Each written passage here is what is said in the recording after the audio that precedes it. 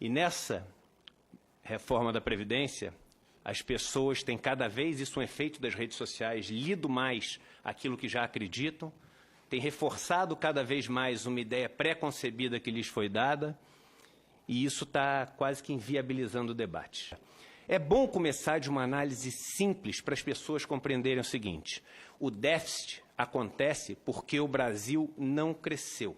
Se o Brasil tivesse crescido minimamente ao longo dos 3 últimos anos, e a gente vai discutir aqui a questão do ovo e da galinha, se a gente não cresceu por causa da Previdência, ou se o déficit da Previdência vem porque a gente não cresceu, mas fato é que se o país tivesse crescido 2% ao ano, metade do que cresceu entre 2005 e 2013, a gente teria hoje um superávit primário de mais de 100 bilhões de reais no país. A gente está falando aqui de uma proposta que afeta 100% da população brasileira. São poucos momentos onde a gente para discutir isso. E como a gente pode estar com uma pressa tão grande de aprovar uma coisa que se você der um Google sobre déficit da Previdência, dê um Google, eu fiz isso na semana passada, você vai ver. Previdência tem déficit de 195 bilhões.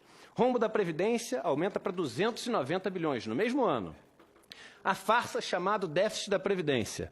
Déficit do INSS é de quase 200 bilhões. CPI confirma, não tem déficit na Previdência Social. A CPI que o senhor, com muita eficiência, presidiu.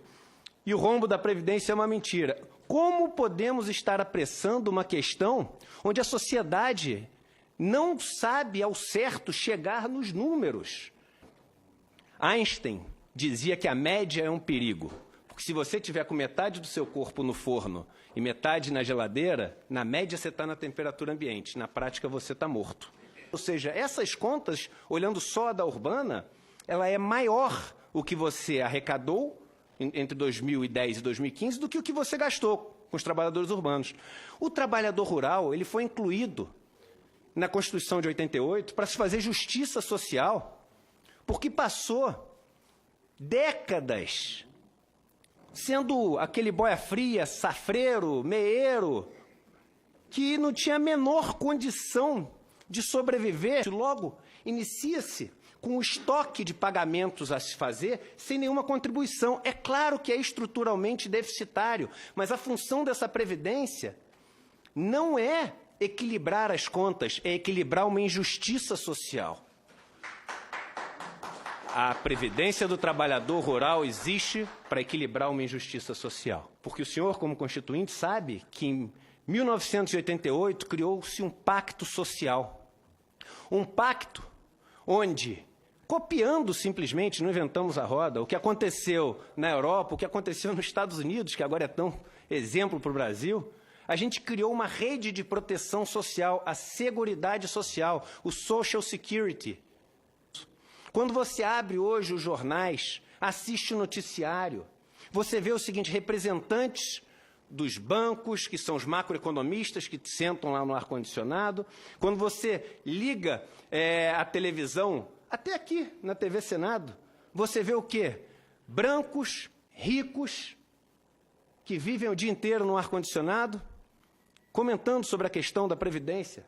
E a pergunta que eu faço é a seguinte: quantos negros já foram ouvidos no Jornal Nacional, já foram ouvidos no Jornal da Bandeirantes, no Jornal do SBT, nas primeiras páginas dos principais jornais do Brasil? Quantos negros foram ouvidos falando sobre isso? Quantos representantes dos trabalhadores rurais? Quantos representantes das pessoas que mais vão ser impactadas por essa Previdência estão sendo ouvidos? Ora, por quê? Porque quem veste um terno e trabalha no ar-condicionado e tem mais dinheiro é mais inteligente?